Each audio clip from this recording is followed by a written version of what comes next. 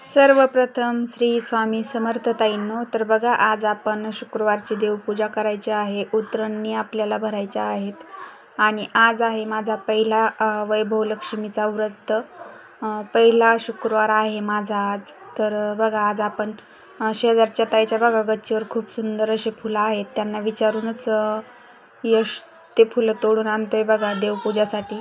आणि काही फुलं आपण विकतसुद्धा आणलेले आहेत, पण संध्याकाळच्या पूजासाठी आणि आत्ताच्या देवपूजासाठी भरपूर अशी फुलं आपल्याला मिळालेली आहेत. तर पुढे बघूया आपण आता देवपूजा वगैरे करून घेऊ. त्यानंतर तुम्हाला मी सांगेन उतरणी कशा भरायच्या. तर ह्या पद्धतीने बघा इतके सारे फुलं मला भेटलेली आहेत. आणि हे बघा आमचा टॉमी बघा इथं बसलेला आहे. मागं त्याचा व्हिडिओ मी शेअर केला होता तुमच्यासोबत. त्याला गॅस्ट्रोल झाला होता, तर तब्येत खूप खराब झाली होती त्याची. तर आता बरा आहे बघा, त्याची काळजी घेतोय. तर आता मी इकडं फुलं घेऊन आले आणि आपण आता देव खाली घेऊया आणि देव धुवून घेऊया. आणि देवपूजा झाल्याच्या नंतर बघा खूप छान असं प्रसन्न वातावरण होतं. तर आपण जे झाडं लावली होती वरती, तर त्याच्यामध्ये मी बेलाचं झाडसुद्धा आणलं होतं. तर आपण बेलाची महादेवासाठी बेल तोडून नेऊया. तर काही किडलेले पानं आहेत ते मी घेतलं नाही बघा, जास्त याला पानं नाहीत, पण मी 1-2 तोडून नेते जे किडलेले नाहीत बघा ते. तर ह्या पद्धतीने मी 2 बेलाचे पानं घेतलेत आणि खूप सुंदर अशा डिऱ्या फुटलेल्या आहेत बघा. याला पाऊस पडल्यामुळे खूप छान अशा डिऱ्या फुटलेल्या आहे.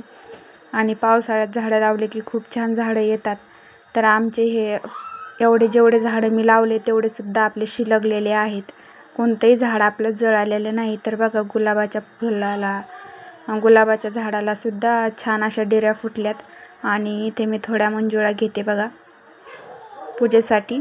मंजुळा खूप छान अशा मंजुळा ह्या तुळशीला आलेल्या आहेत.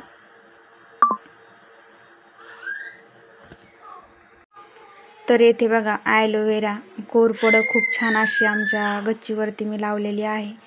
तर चला आपण आता देवपूजा करून घेऊया. इथं मी दूध बिना तपवलेलं दूध घेतलेलं आहे बघा देवाच्या अभिषेकासाठी. तर मी ते पूर्ण देव बघा खाली घेते ताटामध्ये काढून आणि आपण देवपूजा करूया. समोर बघू.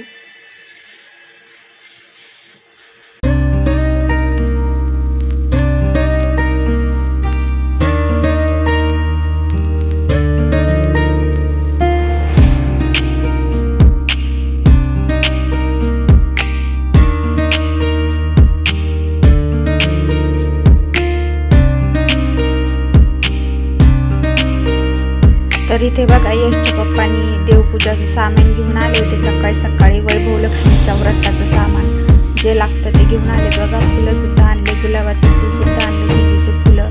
इथे गुलाबजल आणलेलं आहे, अगरबत्तीचा पुडा आणलाय, कापूर आणलाय आणि 5 फळं आपल्याला जे पूजासाठी लागतील ते सुद्धा आणलेलं आहे. हळकुंड, सुपारी आणि खारीक, बदाम आणि खोबरं. हे बघा इथे हळकुंड संपलं होतं मला मेहंदी भरायच्या त्यासाठी.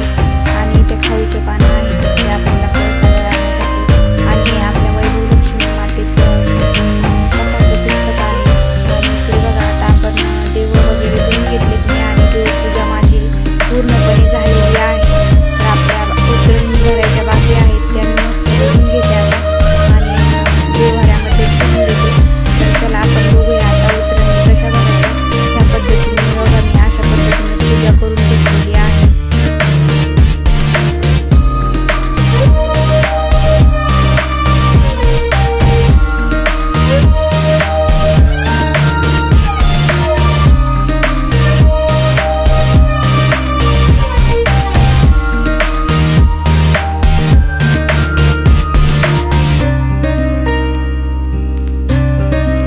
तर ह्या पद्धतीने बघा मी इथे घेतलेलं आहे धने, तांदूळ, गहू, साखर, हळद, कुंकू आपल्याला उतरणी भरण्यासाठी. तर खूप माशा झाल्यात बघा घरामध्ये, इग्नोर करा थोडं. आंब्याचे जे आपण आंबे आणलेत ना ते मुलांनी ना पूर्ण घरात खाऊन असं टाकलं होतं, त्यामुळे इतक्या माशा झाल्यात ताईंनी. घरं वगैरे मी रात्रीच पुसून घेतलेले होते. आज काही घरं पुसायला जमत नाही, वैभव लक्ष्मीचे व्रत आहेत आपले, तर त्याला विलाज नाही.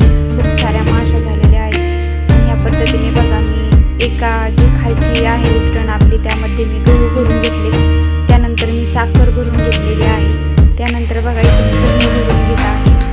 तर जे आपण धान्य भरलेलं आहे गहू, तर ते धान्य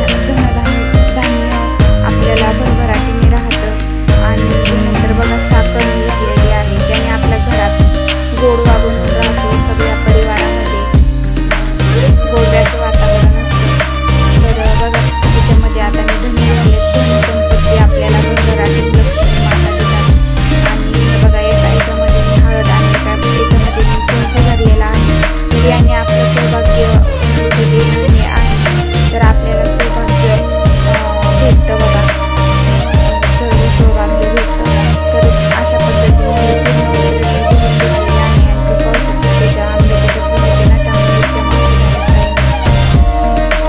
पावसाच्या दिवसात माशा होत लागतात, पण जास्त प्रमाणात ह्या माशा झालेल्या आहेत बघा आंब्याच्या टकरामुळं.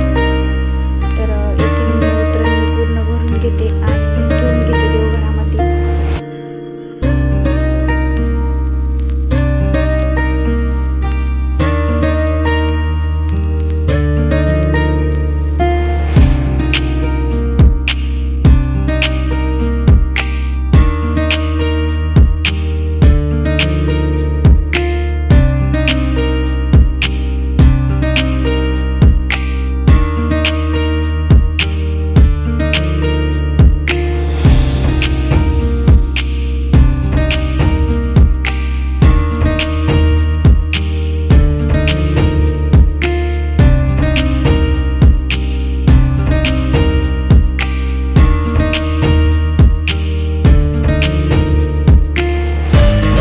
बघा ह्या पद्धतीने